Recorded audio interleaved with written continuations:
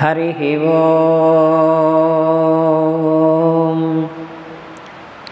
गुरुर्ब्रह्मा गुरुर्विष्णुः गुरुरेव महेश्वरः गुरुसाक्षात् परब्रह्म तस्मै श्रीगुरवे नमः। ॐ पार्थाय प्रतिबोधितां भगवता नारायणेन स्वयं व्यासेन ग्रथितां पुराणमुनिना मध्ये महाभारतम् अद्वैतामृतवर्षिणीं भगवतीम् अष्टादशाध्यायिनीम् अम्ब त्वाम् अनुसन्ददामि भगवद्गीते भवद्वेषिणीं भगवद्गीते भवद्वेषिणीं। ఈ రోజు నుంచి భగవద్గీత సారాంశమును చెప్పబడును గనుక భక్తులెల్లరూ జిజ్ఞాసులెల్లరూ చక్కగా భగవద్గీత సారాంశమును విని శ్రీకృష్ణ భగవానుడు బోధించినటువంటి గీతా శాస్త్రమును వినినచో మన పాపములన్నీ పోగొట్టుకొని కృతకృత్యులమగుదుము. కనుకనే భగవద్గీత సారాంశమును ప్రతి శ్లోకము దాని యొక్క అర్థమును వివరింపబోచున్నాము. చక్కగా విని ధన్యులగుదురుగాక. ఓం శ్రీకృష్ణ పరబ్రహ్మణే నమః. శ్రీమద్భగవద్గీత అథ ప్రథమోऽధ్యాయః. అర్జున విషాదయోగః. ధృతరాష్ట్ర ఉవాచ ధర్మక్షేత్రే కురుక్షేత్రే సమవేతాయుత్సవః మామకా పాండవాశ్చైవ కిమకుర్వత సంజయ. ధృతరాష్ట్రుడు పలికెను, ఓ సంజయ, యుద్ధ సన్నద్ధులై ధర్మక్షేత్రమైన కురుక్షేత్రమునకు చేరియున్న నా కుమారులను పాండురాజపుత్రులైనటువంటి పాండవులను వీరిద్దరు కలిసి ఏమి చేసిరి అని ధృతరాష్ట్రుడు ప్రశ్నించినాడు.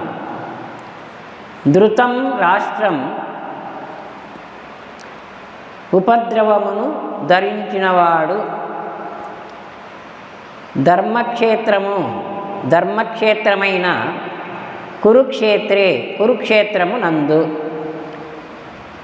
మామకాహ నా సంబంధులైన దుర్యోధనాదులను పాండవాచ్చ పాండురాజు పుత్రులైన ధర్మరాజాదులను యుయుత్సవ యుద్ధము చేయుటకు ఇచ్చగించిన వారై సమావేశాన్నంతా కూడుకొనిన వారగుచు కిం ఏమి అకుర్వత చేసిరి. ఓ సంజయ, ధర్మక్షేత్రమైన కురుక్షేత్రమునందు నా సంబంధులైన దుర్యోధనాదులను పాండవులను యుద్ధము చేయుటకు ఇచ్చయించిన వారై కూడుకొనిన వారు లగుచు ఏమి చేసిరి అనగా, ధృతరాష్ట్రుడు అనగా మలిన జీవుడు.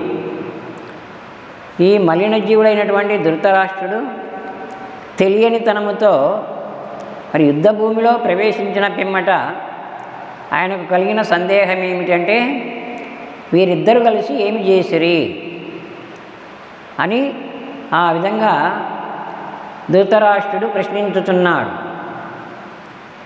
ధృతం ధరింపబడిన రాష్ట్రం ఉపద్రవము గలవాడు. రాజతైతి రాష్ట్రం రాజుదీప్తౌ రాజత ప్రకాశించున్నది. ఇతి కనుక రాష్ట్రము, దేశము, ఉపద్రవమని రెండు అర్థములు. రాష్ట్రము, ఉపద్రవము అని రెండు అర్థములు. అవిద్య అనేటువంటి ఉపద్రవమును ధరించిన ఈ మలిన జీవుడే ధృతరాష్ట్రుడు. ఉపద్రవమును అనగా తెలియనితనం అనేటువంటి అజ్ఞానమును ధరించిన మలిన జీవుడే ధృతరాష్ట్రుడు. మనోరాజ్యమును ధరించిన మలిన జీవుడే ధృతరాష్ట్రుడు. సమ్యక్ లెస్ అయిన జయ జయము గలవాడు సంజయుడు. సంజయుడిని ధృతరాష్ట్రుడు అయిన మలిన జీవుడు ప్రశ్నించినందున ధృతరాష్ట్రుడు మలిన జీవుడనియు, సంజయుడు అనగా ఇంద్రియములను లెస్సగా జయించినవాడు శుద్ధ బుద్ధియే సంజయుడు. సూతకుల సంజాతుడు రథము మే నెల్ల సారథి బుద్ధి అని భాగవతం చెప్పినందున ధృతరాష్ట్రుడను మలిన జీవనకు శుద్ధ బుద్ధి అనేటువంటి సంజయుడు బోధించెను. ధరతీతి ధర్మ ధృందారనే, ధరతి ధరించున్నది ఇది కనుక ధర్మము. ధర్మక్షేత్రమైన కురుక్షేత్రము అనే ఈ పదమును ధృతరాష్ట్రుడు మొదటగా ప్రశ్నించినందున ధర్మం అంటే ఏమిటి అంటే ధృతం రాష్ట్రం, ధర్మమును ధరించి ఉండుట ధర్మము. ధరతీతి ధర్మ ధృందారనే, ధర్మము ధరించి ఉండునది కనుక ధర్మము. క్షీయత ఇది క్షేత్రము, క్షీయతే గుణై అస్మిన్నితి క్షేత్రము. క్షీ నివాసగత్యో క్షీయతే పొందబడినది ఇది కనుక క్షేత్రము. గుణముల చేత అస్మిన్ దీనియందు క్షీయతే ఉండబడును ఇది కనుక క్షేత్రము. క్షేత్రమనగా శరీరము. ఈ శరీరమునందు గుణములున్నవి. ధర్మక్షేత్రము స్వభావము చేత పొందబడినది. స్వభావము చే ఏర్పడు గుణములన్నీయు దీని యందు ఉంచబడును గనుక దీనిని ధర్మక్షేత్రమని కురుక్షేత్రమని రెండు అర్థములు చెప్పబడినవి. కురు అనగా అన్నము, కురుక్షేత్రము అనగా అన్నముచే ఏర్పడిన స్థూల శరీరము కురుక్షేత్రం.